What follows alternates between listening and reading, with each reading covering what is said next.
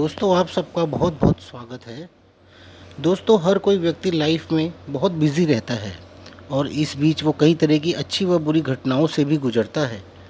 आगे क्या होगा कुछ नहीं पता, इसलिए सबके मन में जिज्ञासा रहती है कि अब क्या होगा। मेरा व्यापार, नौकरी, बच्चे, बीमारी, घर, लव अफेयर्स, परिवार, इन सब के साथ अब क्या होने वाला है। यही सब कुछ जानने की इच्छा लेकर व्यक्ति अपनी कुंडली लेकर किसी ज्योतिषी के पास भी जाता है और उनसे अपने विषय में अच्छे योग जानकर खुश होता है और ख़राब योग जानकर उसके उपाय करके ठीक करने का प्रयास करता है। यहाँ पर भी हम आपको आपके लग्न व राशि के अनुसार ही बताने का प्रयास करेंगे कि यह आने वाला साल आपके लिए कैसा रहने वाला है और जो खराब स्थिति है उसे आप उपाय द्वारा कैसे ठीक कर सकते हैं। दोस्तों वीडियो को अंत तक ज़रूर सुनें ताकि आप सब चीज़ों को अच्छे से समझ सकें। दोस्तों पूरे साल के बारे में जानकारी पाने के लिए हम मेन फोकस गुरु पर करते हैं, क्योंकि यही एक ऐसा ग्रह है जिससे हम सारे शुभ कार्य देखते हैं और गुरु एक भाव में करीब 1 साल तक भी रहते हैं। दूसरी स्थिति हम शनि से देखते हैं, क्योंकि वो भी एक भाव में करीब 2.5 वर्ष तक रहकर अपने प्रभाव देते हैं। और फिर राहु से, जो कि 18 महीने तक एक भाव में रहते हैं। मेष लगन की कुंडली में गुरु का यह सबसे ज़्यादा शुभ समय रहने वाला है। ऐसा समय आपके जीवन में 12 साल के बाद आ रहा है। यह योग जिस किसी की भी कुंडली में होता है, उसकी कुंडली में कितने भी खराब दोष हों, उनके प्रभाव अपने आप ही कम हो जाते हैं या निष्प्रभाव हो जाते हैं। दोस्तों अभी गुरु का गोचर आपके 12वें भाव में चल रहा है, यानी धन के कारक गुरु अभी आपके खर्चों के भाव में चले गए हैं, जो कि आपका खर्चा करवा रहे हैं। लेकिन क्योंकि वो शुभ ग्रह हैं, इसलिए आपका खर्चा अच्छे कार्यों में हो रहा है, जैसे संतान पर, शादी की शॉपिंग पर, घर की डेकोरेशन आदि पर हो रहा है। बीमारी पर नहीं हो रहा है, और यदि हो भी रहा है तो थोड़ा बहुत हो रहा है। वर्ष 2023 में यही गुरु आपके 12वें भाव में 21 अप्रैल तक रहेंगे और 21 अप्रैल को यही बृहस्पति मेष राशि में यानी आपके लग्न में आ जाएंगे और दिग्बली हो जाएंगे, यानी इनका प्रभाव कई गुना बढ़ जाएगा और आपके फालतू के खर्चे बंद हो जाएंगे। आप जो संतान आने की उम्मीद लगाकर बैठे हैं, उसके आने के योग बनेंगे। आपके या आपकी संतान के विवाह के योग बनेंगे। आप यदि स्टूडेंट हैं तो आपकी पढ़ाई से संबंधित सारे रुके हुए कार्य शुरू हो जाएंगे।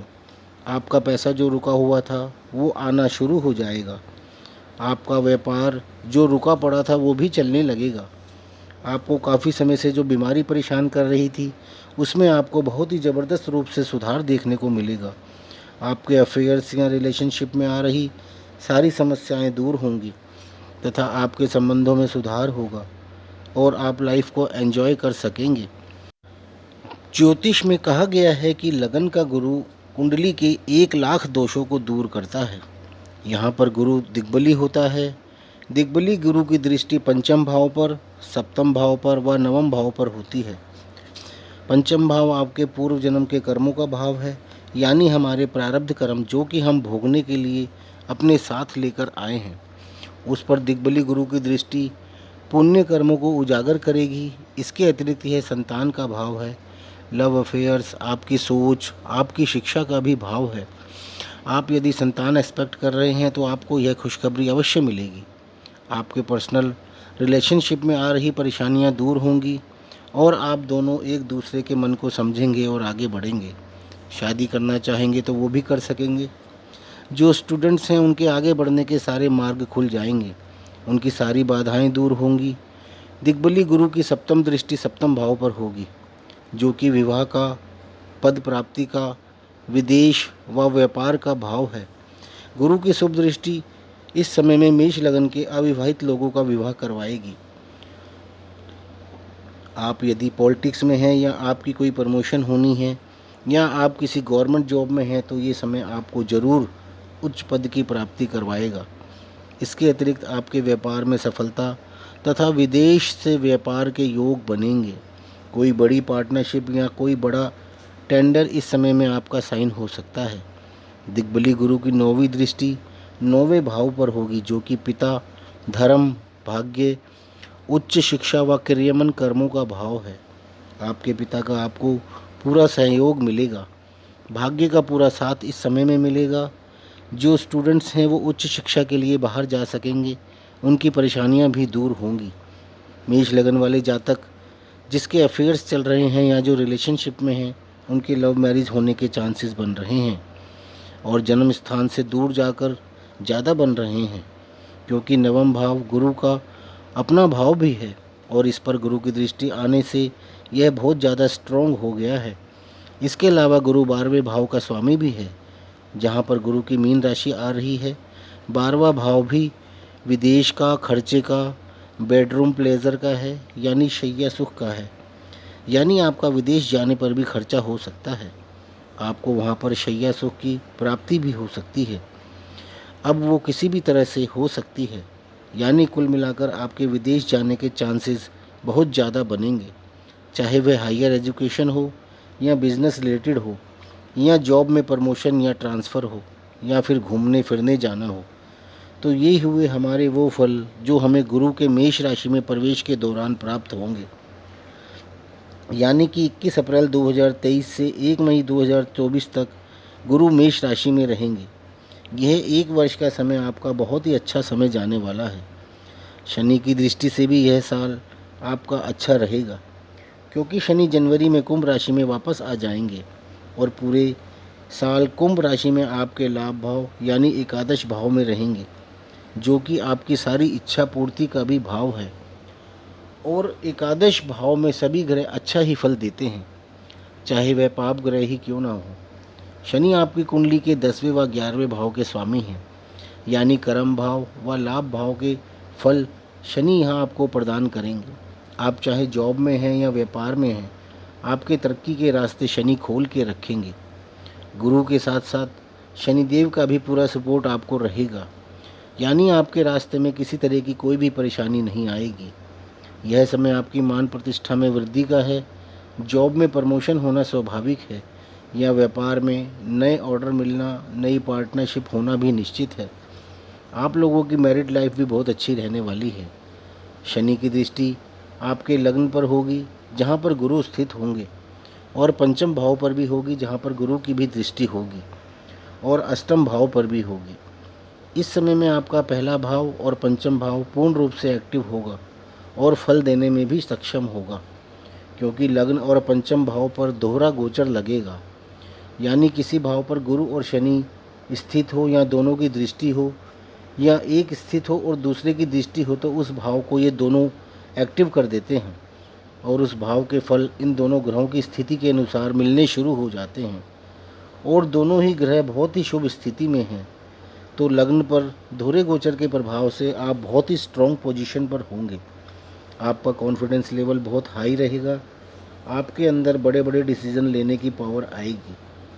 आप कॉन्फिडेंस से भरपूर होंगे। आपकी अलग पहचान बनेगी। समाज में आपका एक अलग मुकाम होगा। पंचम भाव पर भी दोहरा गोचर लगने के कारण उसके भी आपको पूर्ण प्रभाव मिलेंगे। स्टूडेंट्स की एजुकेशन बहुत अच्छे से चलेगी, उनको हर तरह की हेल्प भी मिलेगी। आप यदि संतान चाह रहे हैं तो आप बहुत ही स्वस्थ व भाग्यशाली संतान के माता पिता बनेंगे। शेयर मार्केट से जुड़े लोगों को भी बहुत लाभ मिलेगा। रिलेशनशिप में रह रहे लोग या जिनके अफेयर्स चल रहे हैं, उनके भी मार्ग में यदि कोई रुकावट आ रही थी तो वह भी खत्म हो जाएगी।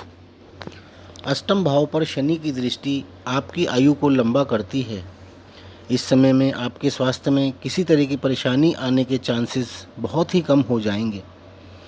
राहु का गोचर इस वर्ष की शुरुआत से ही आपके लग्न में रहेगा। राहु यहाँ पर 30 अक्टूबर तक रहेंगे।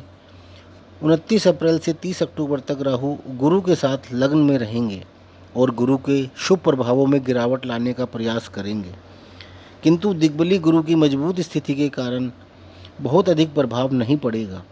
राहु लग्न में होने के कारण आपके स्वभाव में थोड़ा परिवर्तन देखने को मिल सकता है। कभी तो आप एकदम से एग्रेसिव हो जाएंगे और कभी प्यार से बात करने लगेंगे। आपके अंदर उतावलापन भी ज़्यादा देखने को मिल सकता है। केतु सप्तम भाव में होंगे, जो कि आपके स्पाउस का भाव है, और केतु का काम कन्फ्यूज़न देने का है। आपके जीवन साथी में इस समय कुछ कन्फ्यूज़न भी देखने को मिल सकता है। मंगल का गोचर वर्ष की शुरुआत में वृष राशि में रहेगा, जो कि आपका द्वितीय भाव है। मंगल आपकी कुंडली में लग्नेश व अष्टमेश दोनों ही हैं। अष्टमेश का काम रुकावटें देने का होता है, लेकिन क्योंकि मंगल आपके लग्नेश भी हैं, इसलिए शुभ प्रभाव ज़्यादा रहेंगे। लग्नेश का धन भाव में जाना धन में वृद्धि को दिखाता है। आपके धन संचय में वृद्धि होगी, परिवार से संबंध अच्छे रहेंगे, लेकिन वाणी में थोड़ी कर्कशता आ सकती है। 13 मार्च को मंगल मिथुन राशि में आ जाएंगे, जो कि आपका पराक्रम व कलात्मक कार्य दोनों का भाव है और इस भाव के कारक भी मंगल ही हैं। यहाँ से मंगल आपके दशम भाव को देखेंगे, जहाँ पर मंगल दिग्बली होते हैं, और साथ ही वहाँ पर मकर राशि है जिसमें मंगल उच्च के होते हैं। यानी इस समय में आपके द्वारा कई बड़े बड़े कार्यों को अंजाम दिया जाना निश्चित है, जो कि आपको बहुत ही ऊंचाइयां प्रदान करेंगे। यहाँ पर मंगल 10 मई तक रहेंगे और फिर मंगल कर्क राशि में चले जाएंगे, जहाँ पर वो नीच के होते हैं, किंतु उनकी दृष्टि यहाँ से भी दशम पर रहेगी। किंतु अब उनके नीच का होने के कारण थोड़े प्रभाव कम हो जाएंगे, किंतु अब उनकी दशम व एकादश दोनों भावों पर दृष्टि होगी।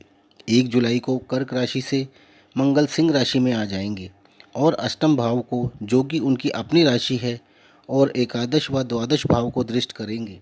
यानी मंगल द्वारा आपको अचानक से लाभ मिलेगा।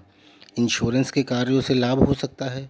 8 अगस्त को मंगल कन्या राशि में आपके छठे भाव में आ जाएंगे, जो कि बीमारी, कर्जे, शत्रु, मुकदमे, नौकरी आदि का भाव है। छठे भाव में मंगल आकर इन सब कार्यों में आपको जीत दिलाएंगे, शत्रुओं का दमन करेंगे, कर्जों से छुटकारा मिल सकता है और मुकदमों में जीत मिलेगी। आपकी इम्यूनिटी पावर भी बढ़ेगी, जिससे आपके अंदर की बीमारियों से लड़ने की ताकत भी आएगी। 3 अक्टूबर को मंगल तुला राशि में आपके सप्तम भाव में आ जाएंगे और यहाँ से आपके दशम, लगन व द्वितीय भाव को दृष्ट करेंगे। लग्नेश का लग्न को देखना आपके लग्न को बहुत स्ट्रॉन्ग बनाता है। आपका कॉन्फिडेंस लेवल बहुत बढ़ जाएगा, बीमारियां आपसे दूर रहेंगी। 16 नवंबर को मंगल आपके अष्टम भाव में आ जाएंगे, लेकिन वहां पर वृश्चिक राशि होने के कारण मंगल स्वराशि के होकर रहेंगे और आपको गुप्त कार्यों या इंश्योरेंस आदि से बहुत लाभ देंगे और आपके अचानक लाभ होने के योग भी प्रबल होंगे। तो मंगल भी आपको पूरे वर्ष बहुत अच्छा ही फल देने वाले हैं। इस हिसाब से कुल मिलाकर आपका 2023 बहुत अच्छा रहने वाला है। तो दोस्तों, आपको ये वीडियो पसंद आए तो इसे लाइक कर लें और हमारे चैनल को सब्सक्राइब कर लें, ताकि आपको हमारे सारे वीडियोज़ का नोटिफिकेशन समय पर मिलता रहे। धन्यवाद।